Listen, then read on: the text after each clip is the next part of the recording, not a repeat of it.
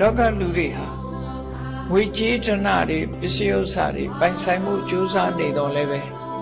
လူရဲ့ဂုဏ်သိက္ခာကိုပိုင်ဆိုင်မှုကြမကြိုးစားကြဘူးမေ့နေကြတယ်အရေးကြီးတာလူဖြစ်လာလို့ရှိရင်လူရဲ့ဂုဏ်သိက္ခာတွေပိုင်ဆိုင်မှုကပိုအရေးကြီးတယ်ပေါ့ဒါကြောင့်မို့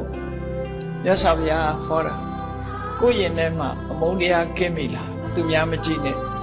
ကိုယ့်ရင်ထဲမှာကိုမကျေနပ်တဲ့ကိစ္စတစ်ခုသို့မဟုတ်ကိုမနှိမ့်မြို့တဲ့အရာတစ်ခုဖြစ်လာလို့ရှိရင်ဒေါသဖြစ်သလားသို့မဟုတ်ကိုဟာ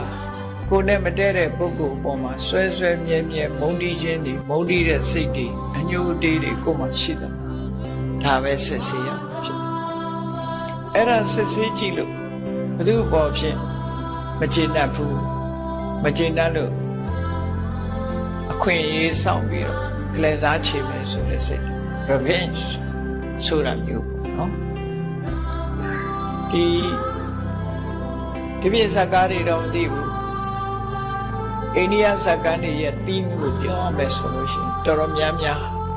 အိန္ဒိယစကားတွေကိုကြည့်အိန္ဒိယစကားတွေရဲ့တီးငါပါလဲလို့ဆိုရင်ပထမစပြီးတော့လူတယောက်ကိုနှိပ်စက်ပြမှာပြီးရင်ကလေးစားချေ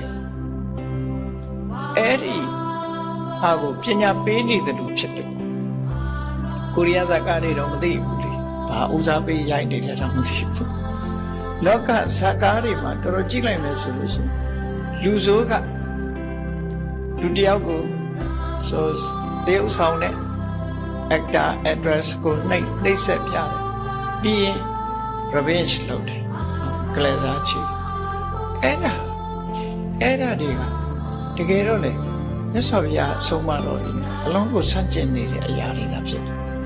လောကလူတွေကခက်မိတယ်ဆိုပြီးတော့အဲ့ဒီစိတ်ဓာတ်တွေကိုမွေးနေကြအမှန်က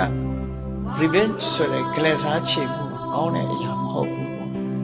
ရှင်တဲ့နှလုံးထဲမှာအညှိုးတေးတွေထားခြင်းဟာမှန်ကန်မှု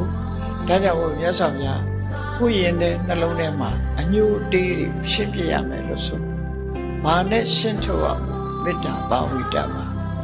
မိတ်ဆွေစိတ်ဓာတ်ကိုခိုင်မာမွေးပြီးရှင်းထုတ်လိုက်ပါလို့သူပြောတယ်